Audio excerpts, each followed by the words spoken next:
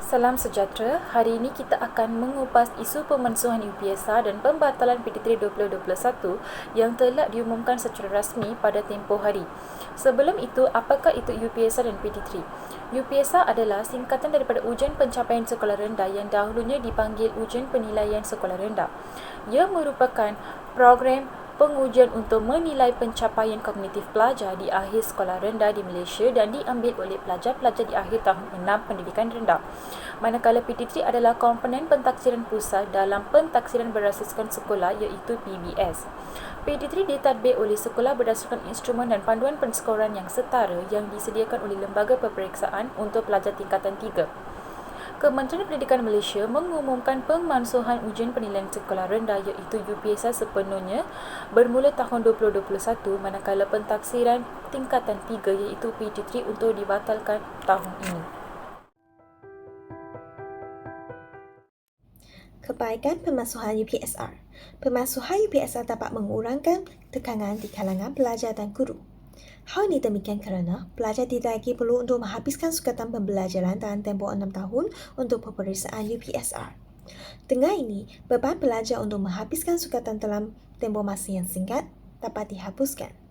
Sehubungan dengan itu, beban para guru di sekolah juga dapat dikurangkan.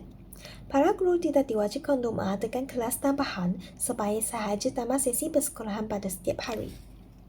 Selain itu, pemansuhan UPSR dapat menggalakkan penyertaan pelajar dalam aktiviti kokurikulum. Pemansuhan peperiksaan UPSR menyebabkan kelas tambahan untuk pelajar tidak diwajibkan dan sekaligus memberi masa lapang yang lebih banyak kepada pelajar untuk menyertai kegiatan kokurikulum. Oleh itu, pemansuhan UPSR dapat memberi peluang tanpa batasan kepada pelajar untuk menceburi diri mereka dalam kegiatan kokurikulum. Keburukan pemansuhan UPSR. Pemansuhan UPSR akan menjejaskan penilaian tahap prestasi pelajar yang berasaskan peperiksaan. Pemansuhan UPSR akan menyebabkan guru tidak dapat menilai tahap prestasi pelajar dengan tepat, terutamanya sebelum mereka melangkah ke alam sekolah menengah. Hal ini kerana pelajar hanya dinilai melalui ujian bulanan mengikut sekolah masing-masing. Selain itu, pemansuhan UPSR akan menyebabkan pelajar tidak dapat menangani tekanan dengan baik. Hal ini kerana mereka tidak pernah mengalami tekanan dalam bidang akademik di sekolah rendah. Apabila mereka melangkah ke alam sekolah menengah, mereka akan merasa tertekan dan tidak dapat mengatasi tekanan dengan baik kerana tahap kesukaran pembelajaran bertambah dan mereka perlu menghadapi peperiksaan yang lebih sukar seperti PT3 dan SPM. Pembatalan PT3 akan membawa beberapa kebaikan kepada pelajar. Pertama, pembatalan PT3 dapat meningkatkan motivasi pelajar dalam pembelajaran.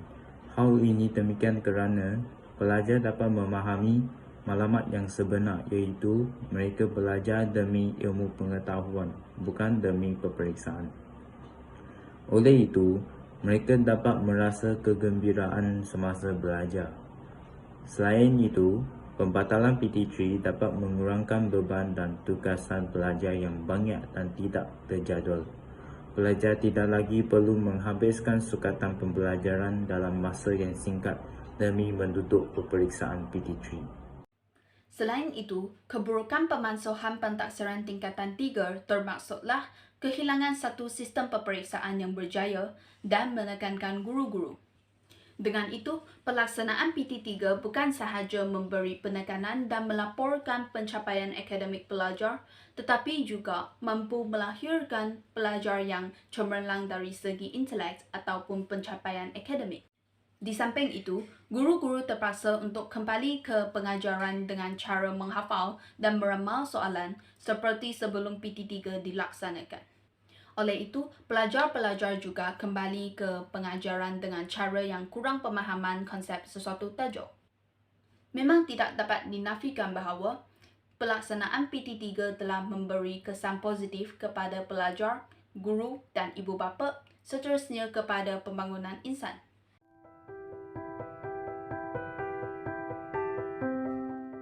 Selamat sejahtera, Cikgu. Selamat sejahtera, saudari. Apa khabar? Khabar baik, Cikgu. Cikgu, jika berlakunya pemansuhan UPSR, Bagaimanakah pelajar akan masuk sekolah berasrama penuh, MRSM dan sekolah menengah? Apakah tindakan yang ditetapkan oleh pihak Kementerian Pendidikan Malaysia? Apakah pendapat cikgu? Okey, pada pendapat saya, pihak Kementerian Malaysia bertindak tidak mengadakan peperiksaan gantian. Oleh itu, mengadakan penguduga, ujian online, ujian bertulis dan kaedah yang sesuai. Bukan hanya berteraskan kepada akademik.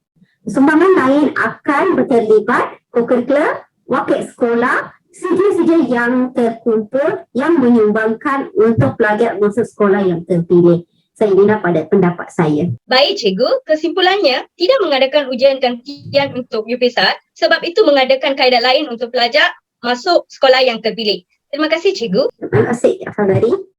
Pada pendapat anda, adakah keputusan kerajaan untuk memasukkan UPSR adalah wajar dan apakah kesannya kepada generasi yang akan datang?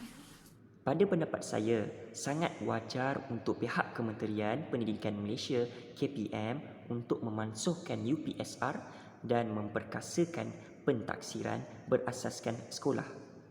Hal ini kerana PBS lebih bersifat holistik dan menyeluruh dalam mengukur kemampuan pelajar berbanding UPSR.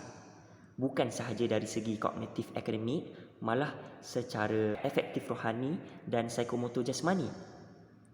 Pelajar boleh mengenali diri mereka dalam pelbagai sudut dan tidak hanya berpaksikan kepandaian pada atas kertas semata-mata.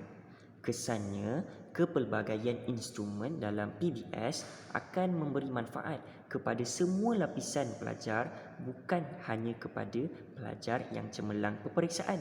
Saya kata membuat salah seorang guru PT3. Apakah cabaran cikgu sebagai warga pendidik yang menyukakan warga pendidik ni apabila cadangan PT3 dibatalkan?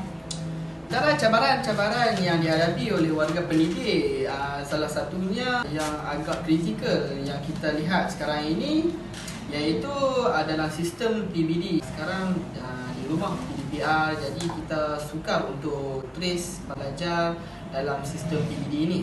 Disebabkan kita risau atas kejujuran pelajar ketika melakukan PDPR. Jadi pendidik ataupun para guru sukar untuk menentukan aliran pelajar PT3 ini, 3 ini untuk ke 3 iaitu aliran apa yang dia, bidang apa yang dia nak ambil, iaitu sains ke, sains ke, untuk membuat tapisan. PT3 pada tahun ini telah dibatalkan. Berikan pendapat anda.